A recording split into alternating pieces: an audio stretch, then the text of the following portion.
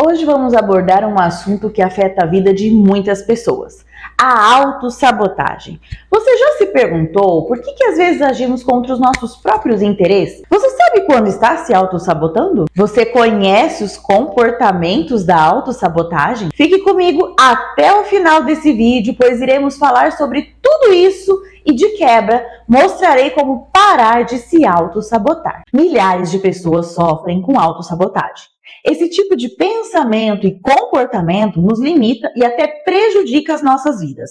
Quantas oportunidades você já perdeu? Quantas coisas incríveis deixou de viver por se autossabotar? Quantos nãos gostariam de ter dito? Pois é, a autossabotagem furta momentos incríveis. Ela nos mantém na zona de conforto, onde o próprio nome já diz.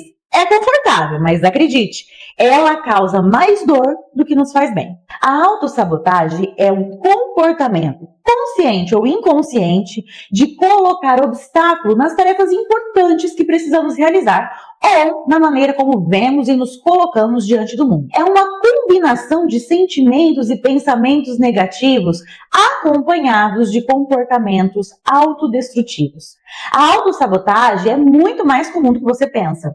É uma tendência que a pessoa tem de se colocar limites e travas em si mesma, fazendo com que as coisas pareçam mais complicadas do que realmente são. Uma parte de nós forja atitudes para confirmar que não somos merecedores de sucesso, ou então subestimamos a capacidade de lidarmos com as realizações e com o sucesso.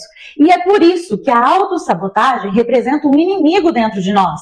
Ela é um conjunto de pensamentos e sentimentos negativos que vêm acompanhados de decisões e comportamentos autodestrutivos. Nem sempre conseguimos perceber que estamos nos autossabotando, porque depois de um tempo com esse comportamento e essa mentalidade incorporados, fica difícil identificar com clareza quais as ações estão tendo esse efeito autossabotador. Vou pontuar para você alguns comportamentos e talvez você se identifique. 1. Acreditar que não é merecedor e não reconhecer as próprias conquistas. Sempre que a pessoa atinge um objetivo ou vê algo como não merece, por exemplo, ao receber uma promoção no trabalho, a pessoa atribui a sorte e não a sua competência. Ou ainda fala que teriam colegas mais capacitados para assumir o serviço. 2. Focar sempre no que falta ou no que não está bom. Sempre temos algo a melhorar. Mas no caso da pessoa que está se autossabotando, ela consegue visualizar o progresso que está fazendo? Não, ela está sempre focando no que ainda não foi feito. Vou dar um exemplo bem comum. A pessoa que sofre com crises frequentes de ansiedade e começa o tratamento e cuidar da sua ansiedade. Essa pessoa se autossabota quando ela diz que não está vendo resultado, porque na verdade ela olha somente para zerar as crises, mas não consegue enxergar o progresso com a diminuição da intensidade e da frequência das crises durante o processo. Com isso, infelizmente, muitas pessoas interrompem o tratamento. 3. Constante necessidade de autoafirmação. Nesse caso, a pessoa está sempre buscando falar sobre as suas conquistas e objetivos, buscando a confirmação dos outros de que esteja no caminho certo e se torna refém do julgamento alheio. 4. Sentimento de inferioridade e necessidade de se comparar. Esse sentimento de inferioridade surge com a falta de compromisso e realização dos seus objetivos pessoais. Alguns sinais que podem identificar o sentimento de inferioridade são: não aceitação das próprias limitações, falta de confiança em si, sempre colocar defeito em tudo que faz, não se permitir errar, ter medo de enfrentar desafios, timidez em excesso, autossuficiência exagerada. Paralelamente a isso, ao se comparar com outras pessoas que estão realizando, a pessoa se sente pior ainda, porque ela se sente como se somente ela não conseguisse. É a tal história: a grama do vizinho sempre parece mais verde. A vida dos outros sempre nos parece melhor e mais perfeita.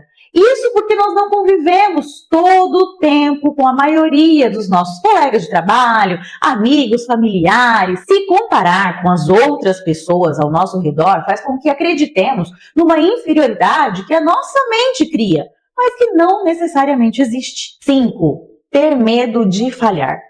Quem se autossabota possui um medo excessivo de falhar e muitas vezes acaba deixando de executar as tarefas por acreditar ser incapaz de realizá-las. 6.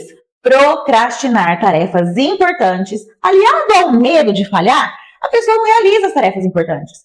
Sem realizá-las, ela não alcança os seus objetivos e, sem alcançar os seus objetivos, ela se sente ainda mais derrotada. Entra num ciclo vicioso. A consequência desse adiamento de tarefas é um alto grau de estresse gerado pelo afastamento dos objetivos e por acabar tendo que dar conta de muitas tarefas no limite do prazo, o que aumenta a ansiedade. 7. Insistir em ser autossuficiente. Querer dar conta de todas as tarefas faz com que a pessoa se sinta no controle da situação, mas também sobrecarrega, o que é um sinal nítido de autossabotagem. Por querer manter um padrão de resultados, a pessoa concentra todas as tarefas em si e não delega funções. Mais adiante, a desculpa para não ter alcançado os resultados será: não consegui porque não dei conta de fazer tudo sozinho. Isso pode acontecer por vários fatores, mas um dos principais são as experiências que temos durante a infância,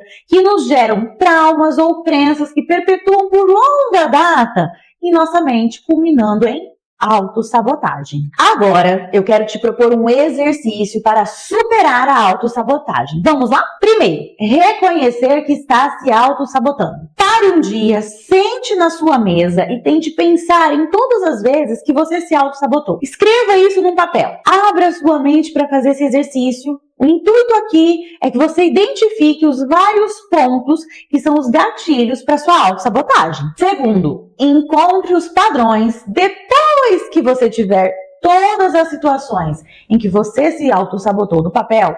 Tente ir repassando um a um e identificando os padrões entre eles. Por exemplo, toda vez que você conversa com seus amigos, você tem a sensação que eles estão à sua frente. Por conta disso, você volta para casa e não consegue mais cumprir as tarefas naquele dia. Terceiro, traçar metas e estratégias. Agora que você já reconheceu alguns gatilhos e encontrou os padrões que os despertam, é hora de traçar algumas estratégias para que elas não se repitam. Seguindo no exemplo lá dos amigos, você poderia refletir se aquele grupo de amigos realmente são pessoas que estão sendo positivas na sua vida. Caso não sejam, você poderia começar a vê-los com menos frequência. Um outro ponto importante é trabalhar a sua autoestima. Grande parte das vezes, a autossabotagem está ligada à baixa autoestima. Por isso, além do exercício aqui que eu te sugeri nesse vídeo, você deve buscar o autoconhecimento e valorização das suas atividades, do seu corpo, da sua mente. Esse é um trabalho que leva tempo, depende de vários fatores, mas que será determinante na resolução dessa situação. Chegamos ao fim desse vídeo sobre autossabotagem. Lembre-se, a autossabotagem é um obstáculo que todos nós podemos superar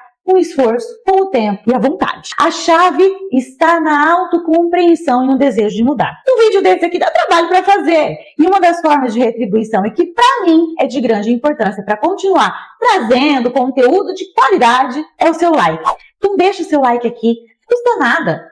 Não deixe de se inscrever também aqui no canal para ficar por dentro dos novos conteúdos que eu vou trazer aqui semanalmente para você ter uma saúde mental invejável.